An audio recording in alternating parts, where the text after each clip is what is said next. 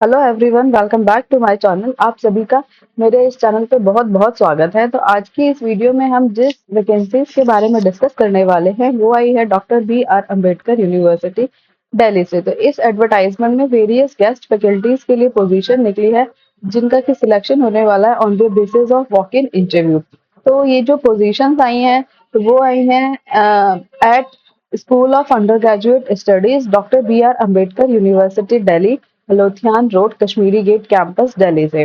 Okay, तो जो भी कैंडिडेट्स इंटरेस्टेड है उनको रजिस्टर करना पड़ेगा on the dates mentioned against each discipline at 9 a.m. to 11 a.m. In the school of undergraduate studies. ठीक है। और जब भी आप रजिस्टर करने के लिए जाएंगे तो आपको सारे के सारे ओरिजिनल सर्टिफिकेट्स, मार्कशीट्स लेकर जानी है and with the attested photocopy of each of it. ठीक है, तो आपको ओरिजिनल भी लेके जानी है और एक फोटोकॉपी लेके जानी है जो कि सेल्फ अटेस्टेड रहेगी। ठीक है। एंड आपको एक रिसेंट पासपोर्ट साइज फोटोग्राफ भी चाहिए होगा along with biodata. Okay. And यहाँ पे इन्होंने एक इम्पॉर्टेंट चीज मेंशन की है कि कोई भी टीए एंड डीए प्रोवाइड नहीं किया जाएगा अगर आप इंटरव्यू के लिए जाते हैं तो। ठीक है। और पहले जाने से पहले आप एक बारी जो भी एलिजिबिलिटी क्राइटेरिया है वो चेक कर लीजिएगा, क्योंकि ऐसे कैंडिडेट्स जिनको जो कि एलिजिबिलिटी एरिया को क्राइटेरिया को फुलफिल नहीं करेंगे उनको कंसीडर ही नहीं किया जाएगा सिलेक्शन प्रोसेस के लिए। ठीक है।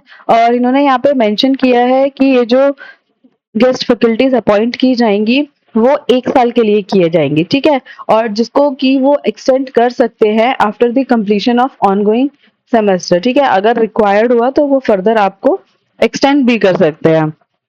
ठीक है।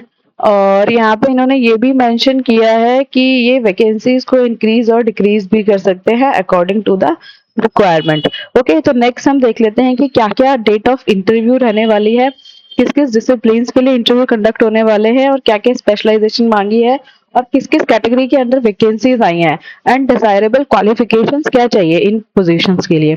ठीक है। तो सबसे पहले हम देख लेते हैं कि 22 को जो इंटरव्यू होने वाला है वो इकोनॉमिक्स डिसिप्लिन के लिए होगा, जिसमें कि जो स्पेशलाइजेशन उन्होंने मांगी है वो मांगी है micro economics, macro economics, political economics, econometric, mathematical economics, development economics.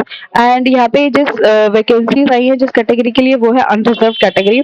और यहाँ पे डिजायरेबल क्वालिफिकेशन रहने वाली है कि आपके पास में एमफिल पीएचडी होना चाहिए। ठीक है, in the relevant discipline. Okay. And जो प्रेफरेंस होगी वो दी जाएगी जिसके पास 1 ईयर टीचिंग एक्सपीरियंस होगा in the university, college and higher education systems. ठीक है।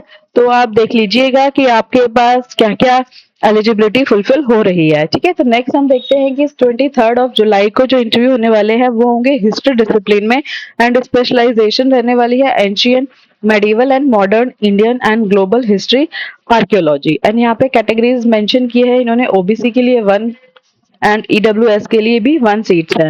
एंड डिजायरेबल क्वालिफिकेशन सभी डिसिप्लिन के लिए सेम ही मांगी है उन्होंने कि आपके पास में पीएचडी होनी चाहिए एंड प्रेफरेंस उन्हीं को दी जाएगी जिनके पास में 1 ईयर टीचिंग एक्सपीरियंस होगा in the university, college and higher education. Okay. And 24 जुलाई को जिस डिसिप्लिन में इंटरव्यू होंगे वो है psychology and specialisation are clinical psychology, child psychology, development psychology, social psychology, organisational psychology, cultural psychology, critical psychology and psychosocial studies. And on 25th of July, the disciplines are social science and humanities, and relevant specializations are environmental studies, environmental sciences, environment and development, English and English language, teaching, mathematics, logic and reasoning. And on 27th of July, the discipline is English and the corresponding specialization are Indian literature, British literature, American literature, cultural studies and cinema studies. And on 28th of July, the corresponding disciplines are political science and specialization is also political science. And for 29th of July, the discipline is sociology and the specialization are sociology of gender, sociology of religion, sociology of development, economic sociology, political sociology, sociology theory and methods. Okay. तो आप जिस भी department को belong करते हैं और आप पहले तो इसमें एरियाज चेक कर लीजिएगा, अपनी कैटेगरी चेक कर लीजिएगा and correspondingly date of interview देख के आप इंटरव्यू अपीयर होने जा सकते हैं। तो नेक्स्ट इन्होंने मेंशन किया है कि एसेंशियल क्वालिफिकेशन क्या चाहिए। तो सबसे पहले तो आपके पास में मास्टर्स डिग्री होनी चाहिए विथ 55% मार्क्स और इक्विवेलेंट ग्रेड, ठीक है। और आपके पास में मास्टर्स होने के साथ-साथ आपके पास नेट क्वालिफाइड होना चाहिए आपको, ठीक है। नेट होना चाहिए जो कि यूजीसी के द्वारा कंडक्ट कराया जाता है या फिर सीएसआईआर के द्वारा कराया जाता है, या फिर कोई सिमिलर टेस्ट होना चाहिए जो कि यूजीसी के द्वारा कंडक्ट कराया गया हो, लाइक स्लेट हो गया, सेट हो गया। तो आप ये देख लीजिएगा कि आपके पास में कोई भी एलिजिबिलिटी टेस्ट फर्दर क्वालिफाइड होना चाहिए।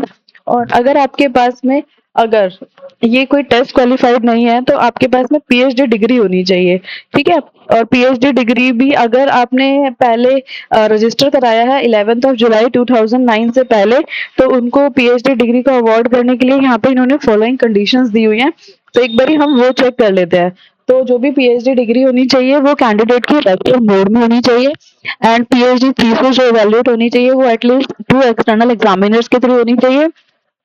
एक ओपन वाइवा वॉस कंडक्ट होना चाहिए, एंड कैंडिडेट के पास में कम से कम 2 रिसर्च पब्लिश्ड होने चाहिए, रिसर्च पेपर्स फ्रॉम हिज और हर पीएचडी वर्क, ठीक है।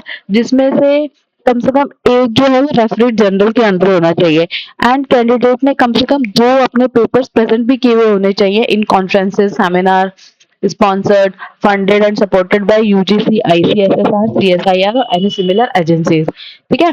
तो आप ये सारे के सारे क्राइटेरिया चेक कर लीजिएगा। और इन्होंने हमें नेक्स्ट ये भी मेंशन किया है कि अगर आपके पास में जो पीएचडी है वो किसी फॉरेन यूनिवर्सिटी से है तो उसकी जो रैंकिंग होनी चाहिए वो अमंग टॉप 500 होनी चाहिए, ठीक है, in the world university ranking. और ये जो रैंकिंग दी जानी चाहिए वो इन एसोसिएशन के थ्रू दी हुई होनी चाहिए। एक तो ये मेंशन किया उन्होंने Symonds, the Times higher education, the academic ranking of the world universities of Shanghai फ्लाउटोंग। तो आप देख लीजिएगा, आपको जो भी नेसेसरी रिक्वायरमेंट्स है पहले चेक करके फिर आप इंटरव्यू के लिए अप्रूवल होने चाहिएगा।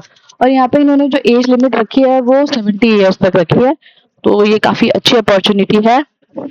ओके, और यहाँ पे अगर नेक्स्ट ऑनरेरियम मतलब आपको क्या पे करेंगे वो, तो वो जो पे होने वाला है वो आपका लेक्चर पर लेक्चर के बेसिस पे होगा। तो पर लेक्चर के लिए आपको 1500 दिया जाएगा और मैक्सिमम आपको पर मंथ 50,000 के अराउंड मिल जाएगा, ठीक है।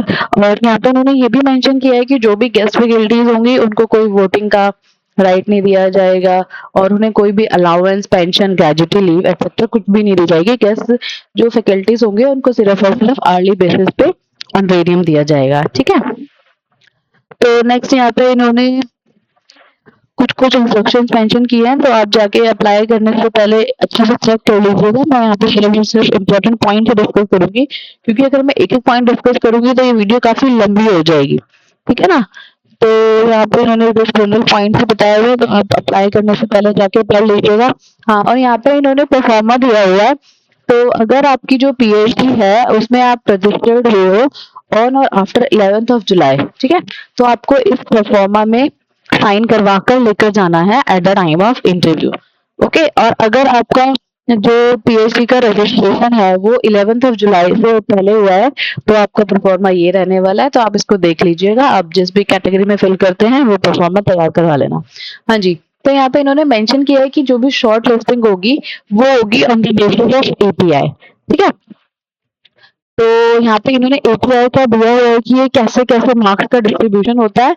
तो यहाँ पे ये लिखा है कि अगर ग्रेजुएशन में 80% और अबव है तो आपको 15 मार्क्स दिए जाएंगे, 60 टू 80 है तो 13 मार्क्स, और 55 टू 60 है तो 10 मार्क्स, और 45 टू 55 है तो आपको 5 मार्क्स दिए जाएंगे, ठीक है, ग्रेजुएशन में। और अगर पोस्ट ग्रेजुएशन में आपके 80 एंड अबव है तो 25 मार्क्स, 60 टू 80 है तो 23 मार्क्स, 55 टू 60 है तो आपको 20 मार्क्स अवार्ड किए जाएंगे। और अगर आपके पास में एमफिल है और एमफिल में 60% एंड एबव मार्क्स है तो आपको 7 मार्क्स, और 55 टू 60% मार्क्स हैं तो आपको 5 मार्क्स दिए जाएंगे। और अगर आपके पास पीएचडी है तो आपको 30 मार्क्स दिए जाएंगे। नेट है विद जेआरएफ तो 7, नेट है विदाउट जेआरएफ तो 5 मार्क्स, एंड सेट और स्लेट है तो 3 मार्क्स दिए जाएंगे, ठीक है। और यहाँ पे इन्होंने ये भी लिखा है कि अगर आपके पास में रिसर्च पब्लिकेशंस हैं तो आपको मैक्सिमम 10 मार्क्स मिल सकते हैं, और हर पब्लिकेशन के लिए सिर्फ मैक्सिमम 2 ही मार्क्स मिलेंगे। तो मतलब ये है कि आपको मैक्सिमम 5 पब्लिकेशंस के लिए 10 मार्क्स मिल सकते हैं, ठीक है। और नेक्स्ट यहाँ पे इन्होंने एक्सपीरियंस की बात करी है कि अगर आपके पास में टीचिंग और पोस्ट डॉक्टरल एक्सपीरियंस है तो आपको मैक्सिमम 10 मार्क्स मिल सकते हैं, 2 मार्क्स फॉर ईच ईयर, ठीक है। एंड अवार्ड्स की बात देखें तो अगर आपके पास में नेशनल और इंटरनेशनल अवार्ड है तो आपको 3 मार्क्स मिलेंगे, और कोई स्टेट लेवल अवार्ड है तो आपको 2 मार्क्स मिलेंगे। ठीक है, तो ये इन्हीं बेसिस पे पहले एटीओ आपका कैलकुलेट किया जाएगा और उसी बेसिस पे शॉर्ट लिस्टिंग होगी और आपको इंटरव्यू के लिए कॉल किया जाएगा। ठीक है, तो ये देख लीजिएगा, आप अपने मार्क्स लगा लीजिएगा कि आपके मार्क्स कितने लग रहे हैं। तो यहाँ पे जो टोटल मार्क्स आने वाले हैं वो 100 होंगे, जिसमें से एकेडमिक स्कोर 80 है, रिसर्च पब्लिकेशन 10 है एंड टीचिंग एक्सपीरियंस आपका 10 मार्क्स का है। ठीक है, तो अगर आपको कोई भी डाउट हो इसमें एप्लीकेशन के रिगार्डिंग तो आप प्लीज मुझे कमेंट कीजिएगा, एंड मैं इस एडवर्टाइजमेंट का लिंक आपको डिस्क्रिप्शन बॉक्स में दे दूंगी। और अगर आपको मेरी ये वीडियो पसंद आई हो तो प्लीज मेरे चैनल को लाइक शेयर एंड सब्सक्राइब कीजिएगा, एंड थैंक यू।